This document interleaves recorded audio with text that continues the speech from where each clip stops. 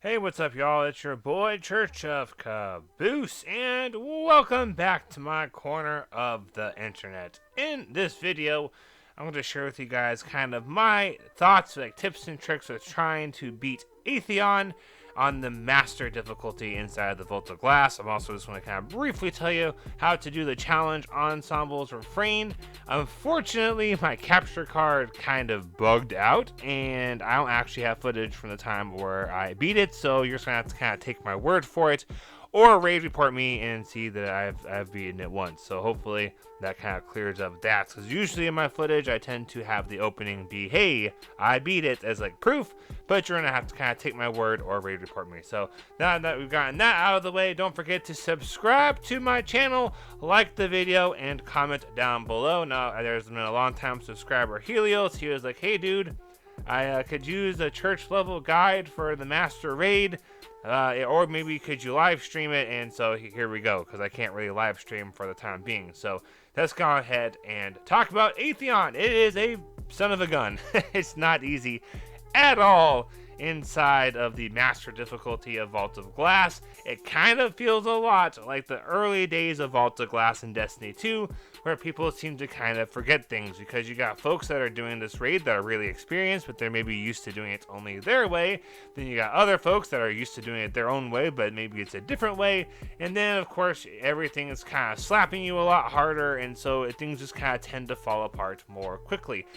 So that's just something to kind of keep in mind, is it feels very much to me like the first couple of days of doing Atheon within Vault of Glass on normal, because people just didn't seem like they were quite sure they knew what they were doing, and due to how hard everything hits, it kind of feels the same way inside of Atheon. So no, this will probably take a long while. It took me many hours across multiple days of trying to beat this thing before it actually happened, which is why I'm really bummed that I wasn't able to get any footage of it, but you know, it is what it is. Tech does what tech does. So have some patience. Hopefully you guys can find fire teams of folks that kind of want to stick in there for a while, because like with a lot of hard things, it's a little bit easier if you keep the same group, because people get the same reps on the same roles. Whereas if you do it like once or twice, someone's like, screw you guys, and they bounce, well then you gotta fill someone in with their spot. And while raid report might say they have clears, they might not be used to that spot, or there just could be something a little bit different with their chemistry, and so it can just be more challenging. So you want to try to find groups that can stick it out for at least a while, and then maybe you can come back over a couple of days. I think that would be pretty helpful. I know I use that strategy when I try to do flawless raids, is I try to usually have the same group, and we just go at it until we end up beating it. Did that with Deepstone Crypt, and I think that would be helpful with the Master Atheon. Now, why is this guy hard? Well, right now there's air superiority on, so all those flying harpies, and really any harpy, because I think it's just that all they have to do is not stand on the ground, does extra damage. And then Atheon himself is way beefier for damage wise, so it just takes a lot more phases. I know for me, the best we were able to pull off was we got close to a 3-phase, and then I think I ended up actually beating him on a 4-phase. So this kind of seems like a lot of folks are having to beat Atheon in 3 to 4 phases, unless of course you're like Glad or something, and I'm sure he can somehow 1-phase this son of a gun. But otherwise, if you're like the normal Joe, expect to be able to hold your stuff together for 3 or 4 phases. So here's some kind of weapon loadout stuff that I would suggest, as well as a couple of brief strategies for this encounter. I'll tell you guys at the end what the actual challenge Ensemble's Refrain requires you to do, because actually beating Atheon is way harder than the actual challenge. Alright, so loadout should be stuff like you want to have arc weapons, because one of the big differences between the regular and the master version is that these harpies have arc shields, or at least some of them do.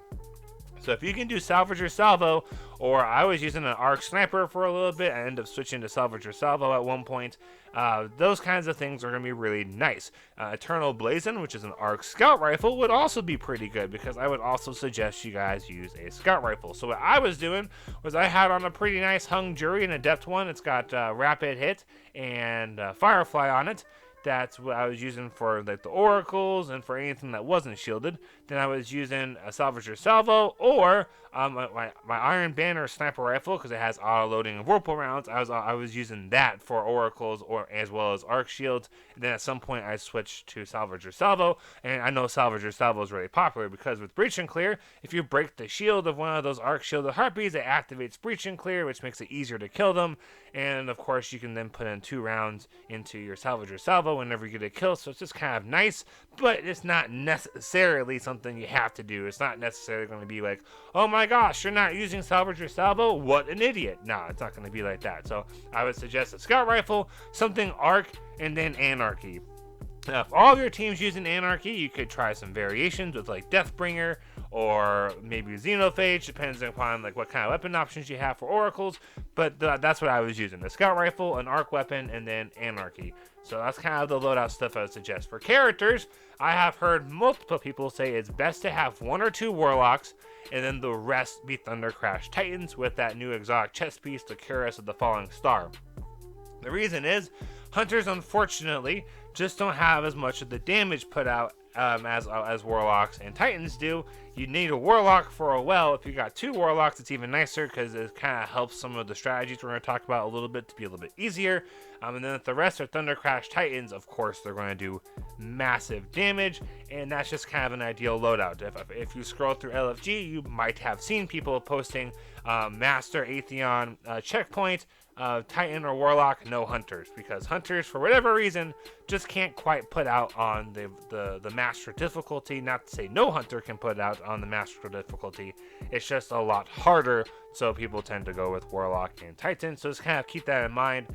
If you are a Hunter only, good luck. Maybe do Blade Barrage or do something where you can go Invis with Tether and help control ads. I don't know, but Warlock and Titan is the way to go.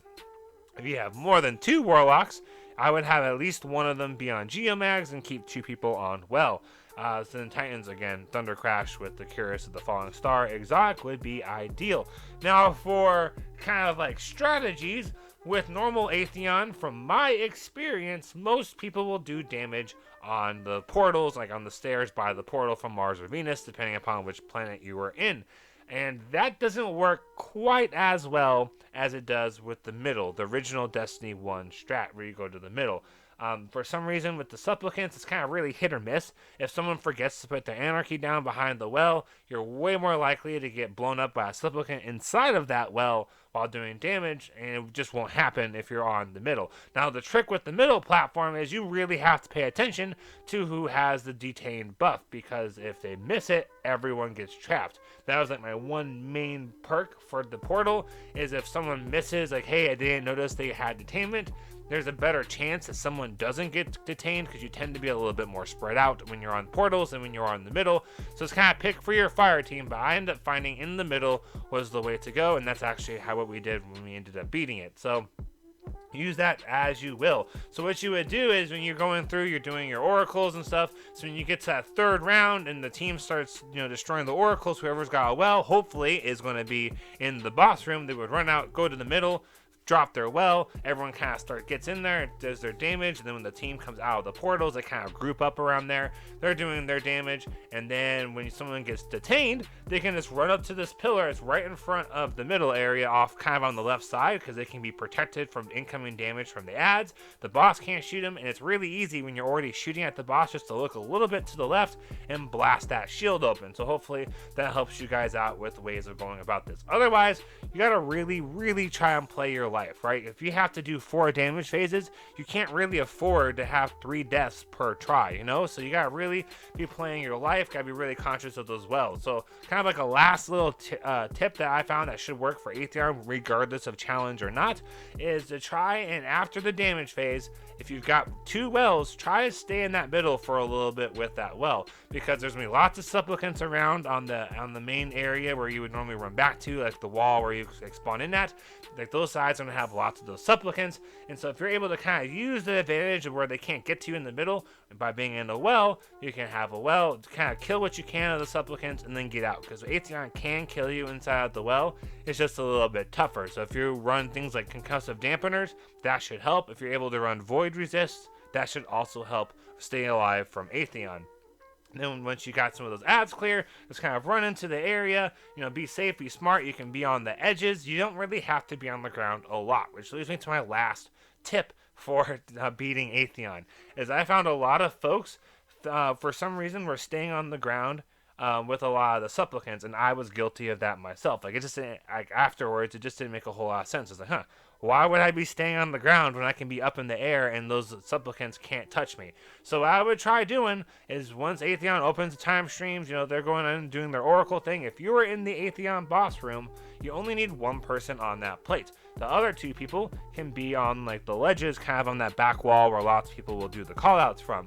If you're a warlock, you can have on the Lunafaction boots, and you will just get non-stop rifts. Because as long as someone else is in your rift and you're healing somebody else, you get greatly increased regeneration speed for your rifts, and so you can throw down a rift pretty much right when your first one runs out, and just keep on cycling that. You can be using your salvage or salvo to be helping clear supplicants, throw down some anarchy, and then the person, once your plate is charged up for Mars or Venus, just get off of it, get back onto a ledge, and just do what you can to kind of clear some ads until it's time to go to that middle area for the damage phase. And if you're not sure what I'm talking about by the middle, hopefully the footage shows that's this some, but the middle is going to be that little cave kind of like island type thing that when you go into oracles and you're running across, you probably jump on it to get to the far wall. Like that looks like where you spawn in at. That's the middle that we're talking about. The little island is where you want to do most of that damage from. And this should really help you guys with trying to get the clear. This is really tough, so it'll probably take quite a while. Hopefully you guys are able to beat it. Now, since there is a challenge for it for at least the next couple of days as I am recording, briefly here is what the challenge. Once you break an oracle inside of the oracle, so it's like Atheon opens up the time streams, and you and two other dudes or gals get pulled down into the oracle area. You're shooting your oracles. You can only break one oracle, so all three of you have to destroy an oracle, and that's the challenge. It's pretty easy. It's really not that bad. I found the main thing for us was not so much the challenge part of one oracle each.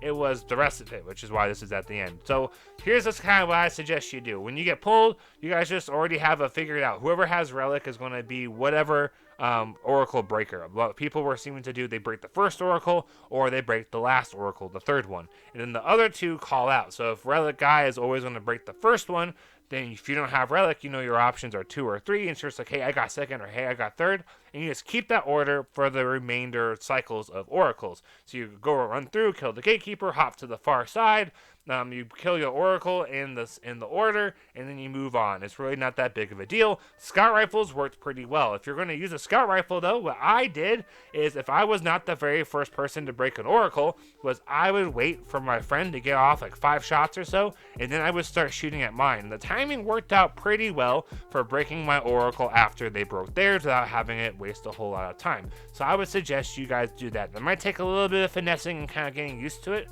I also always watch the bottom left corner of my screen, so if I felt like, hey, I put a lot of shots into this, I haven't seen them break their oracle yet, I want to wait and be like, hey, you got your oracle, and then kill mine, just so I accidentally ruin the challenge, because you'd hate to do that if you're on the last phase and you accidentally ruin the challenge, because that's how you get the time lost weapon, which for this week at least, I'm not sure if it changes by encounter, is the time lost machine gun from the Vault of Glass. Corrective measure, I think is what it is. Whatever, the machine gun is the time lost weapon for this week of the Atheon challenge. So hopefully that it stays that way and it helps you guys out. So all you gotta do is just 3 rounds of oracles. You only break 1 oracle. It does not have to be the same or a different oracle. It's just each player can only break 1 oracle per round of 3. So you can shoot far middle every single time, and that's okay as long as that's the only oracle you broke during that round of 3.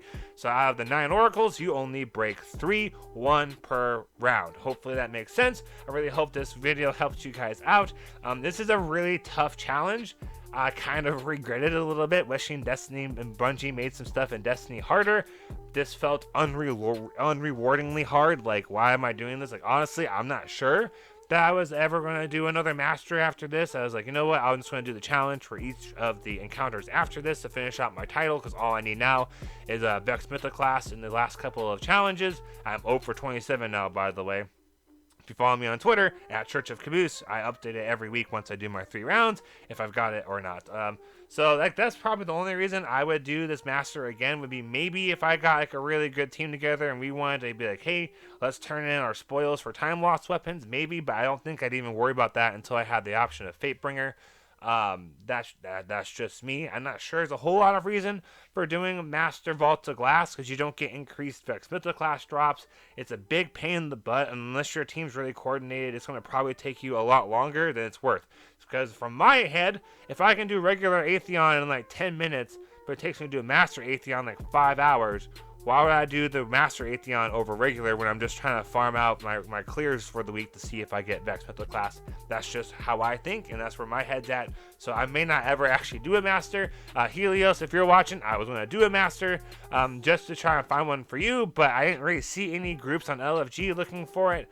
So like I was just like, well, I guess I'll just use the footage that I got. So hopefully this worked out. Again, sorry they don't actually have the footage of me actually beating it, but if you're ready to report me, I did. My capture card, just for whatever reason, I just didn't end up being able to have footage of beating it. I think I forgot to hit record, or it got corrupted or something. I'm not entirely too sure what happened with that footage, but it is what it is. What the tech, things happen. All right, y'all, thanks so much for watching. Don't forget to subscribe.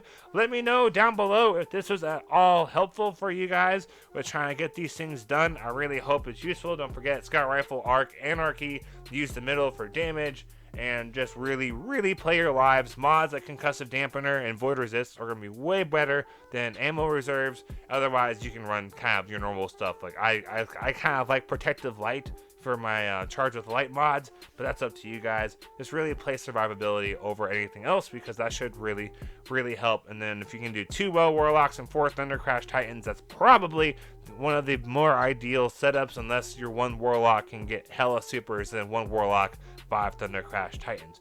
Thank you all so much for watching. Again, subscribe, like the video, comment down below if this was helpful.